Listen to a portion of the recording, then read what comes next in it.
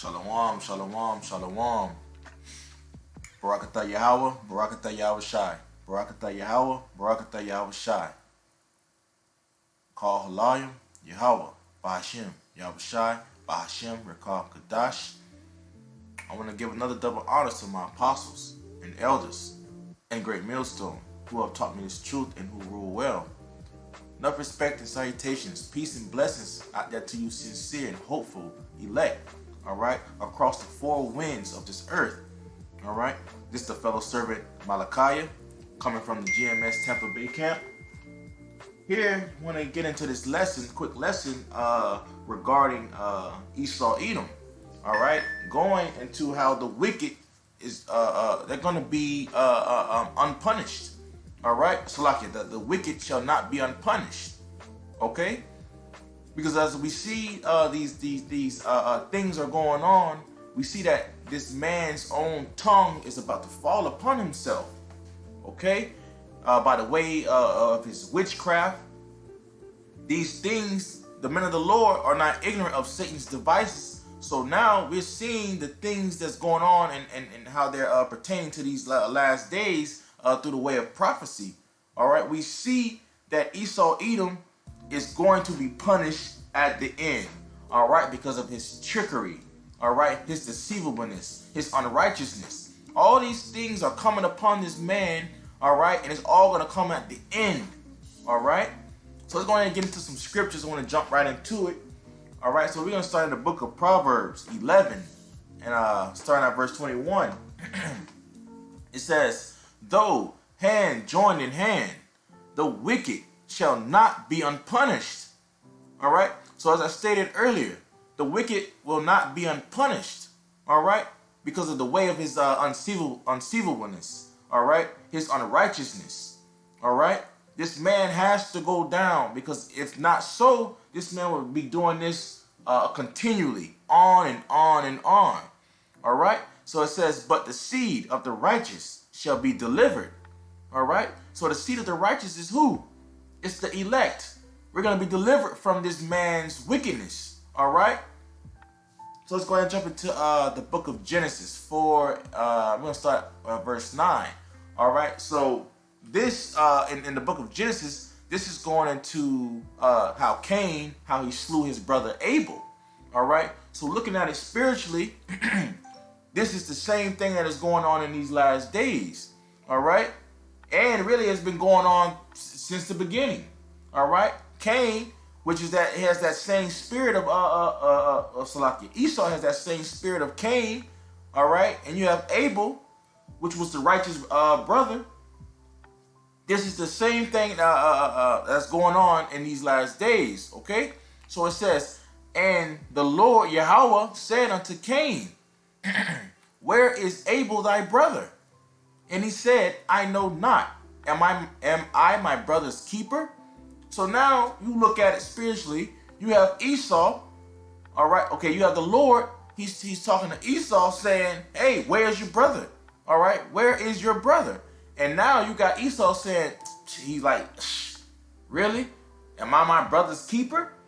All right. It says, and he said, what hast thou done? The voice of thy brother's blood crieth unto me from the ground.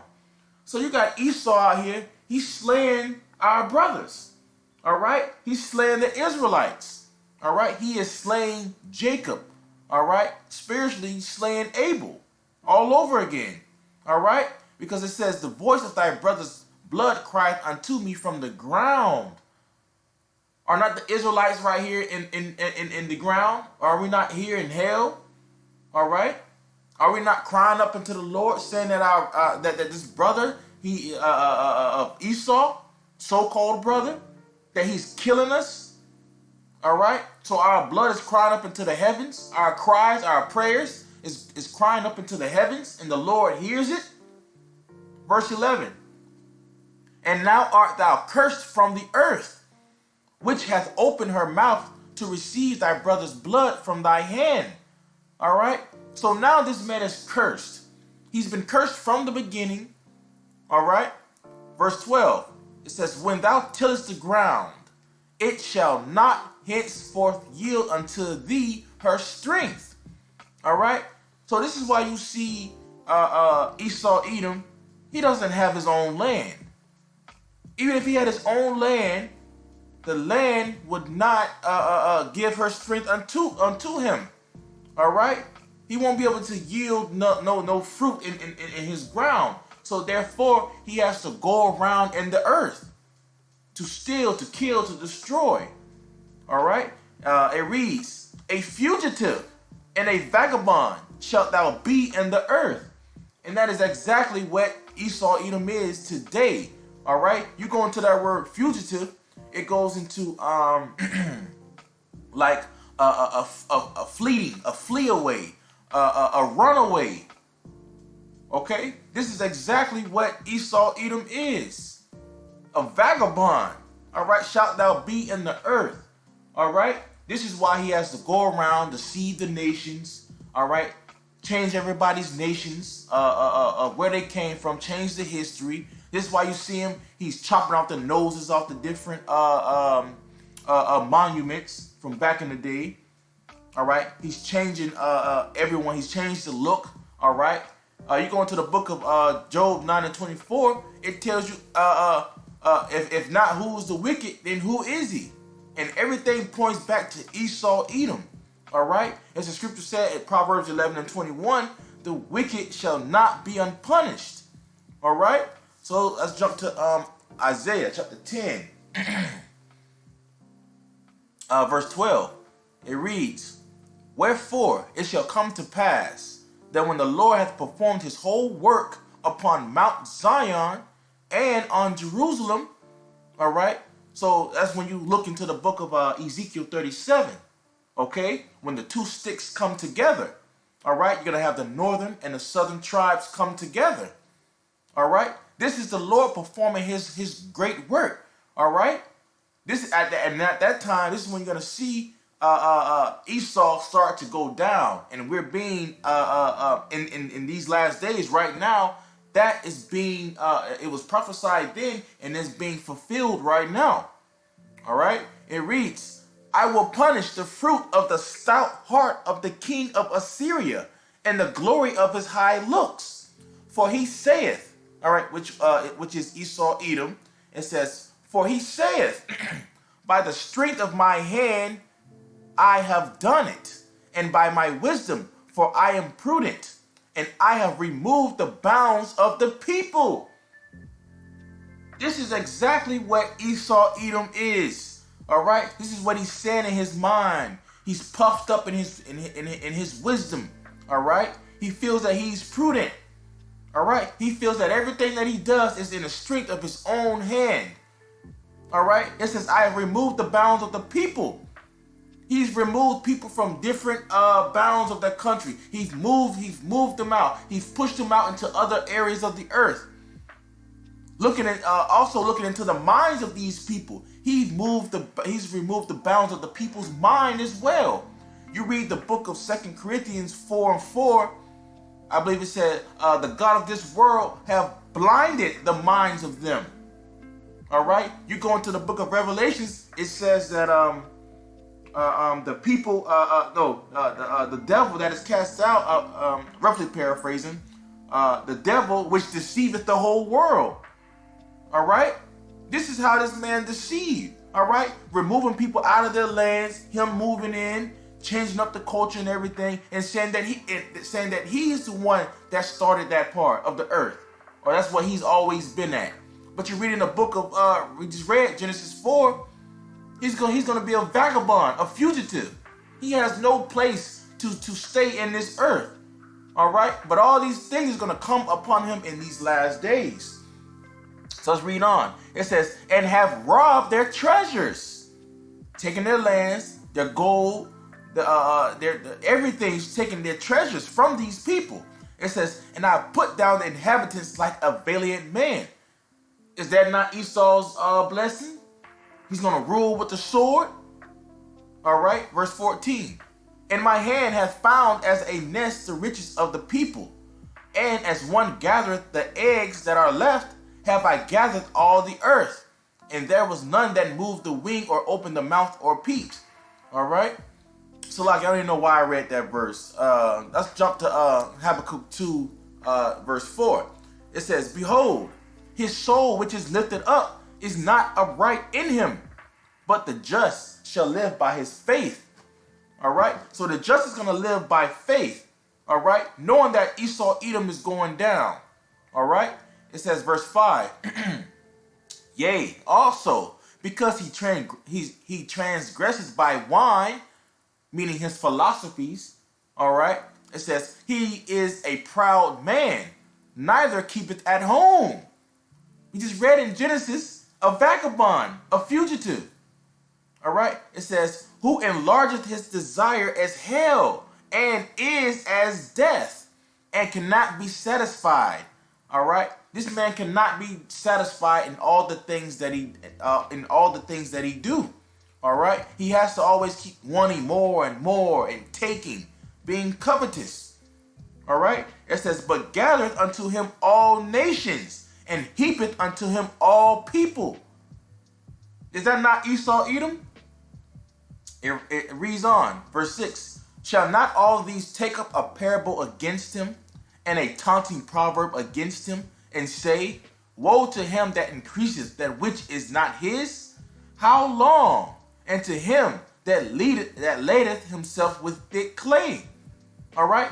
So in these last days, all these nations are going to take up a taunting proverb against him, a parable against him. They are going to come up against him because this man increases that which is not his. All right? Verse 7.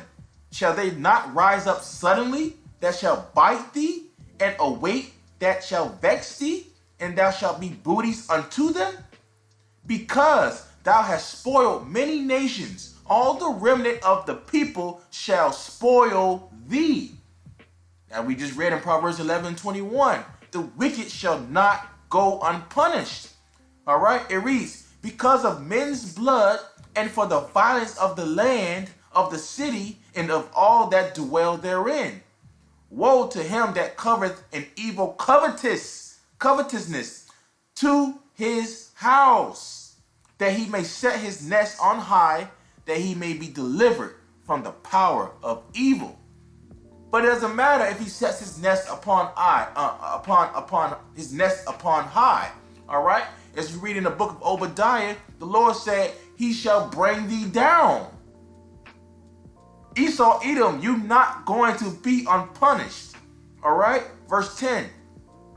Thou hast consulted shame to thy house by cutting off many people, and hast sinned against thy soul. The Lord said you sinned against your own soul. All right? All the things that you've done, how you slain your brother Jacob, how you deceived the whole nations, all right? Changed laws and times. You got your unrighteous decrees. Esau Edom, punishment and judgment is coming. All right, let's jump to the book of Amos 1:11. All right? This is the book of Amos 1:11.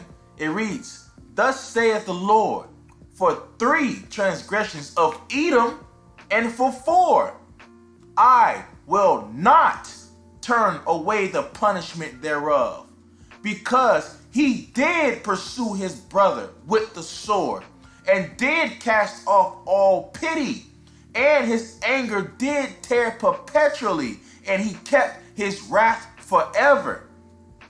All right, so the Lord said he's not turning away the punishment. All right, don't join hand in hand. If you with the wicked, you going down with the wicked. All right, verse 12. But I will send a fire upon Teman, which shall devour the palaces of Bozrah. All right, this fire that's getting ready to come upon Bozrah. All right, so like the palaces of Bozrah, and upon Teman, which is Edom. All right, this place is going to be devoured by the way of nuclear missiles.